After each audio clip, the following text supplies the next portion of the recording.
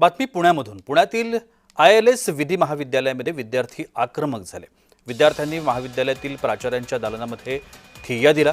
वसतिगृह, रस्ते आणि कॅन्टीनच्या समस्यांबद्दल हे विद्यार्थी आक्रमक झाल्याचं पाहायला मिळालं।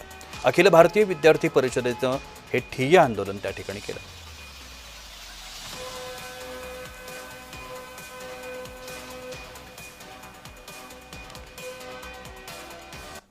आपण या सगळ्या संदर्भात अधिक माहिती घेण्याचा प्रयत्न करूया। आमचे पुण्याचे प्रतिनिधी रोहन कदम आता माझ्यासोबत आहेत। रोहन, एकूणच हे आंदोलन सुरू आहे आणि विद्यार्थी आक्रमक झाल्याचं आपण पाहतोय, नेमकी याच्या सगळ्या पाठीमागचं कारण काय आहे?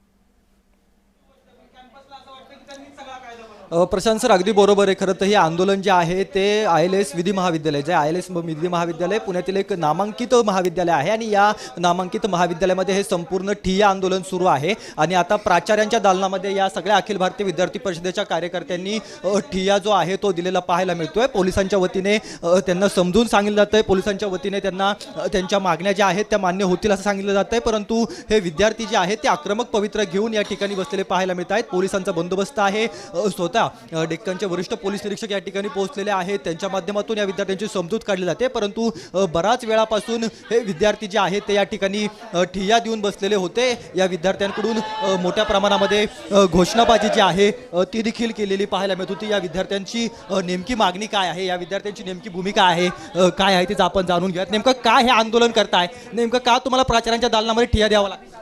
या कॉलेजमध्ये ॲडमिशन घेणं हे कित्येक विद्यार्थ्यांचं स्वप्न आहे, परंतु ते स्वप्न पूर्ण करत असताना त्यांचे आईवडील काबाड कष्ट करून, शेतामध्ये काम करून, रानामध्ये काम करून त्या ठिकाणी पैसे जमा करत असतात। परंतु यांनी अचानक फी वाढवण्यात आलेली, त्यात फी वाढवत आहेत, फीचे पैसे घेत आहेत, परंतु मूलभूत सुविधा ज्या त्या ठिकाणी कॉलेजमध्ये दिल्या पाहिजेत, जसं की कॅन्टीन असेल, चांगले रस्ते असतील, त्या ठिकाणी दिले गेलेले नाहीत।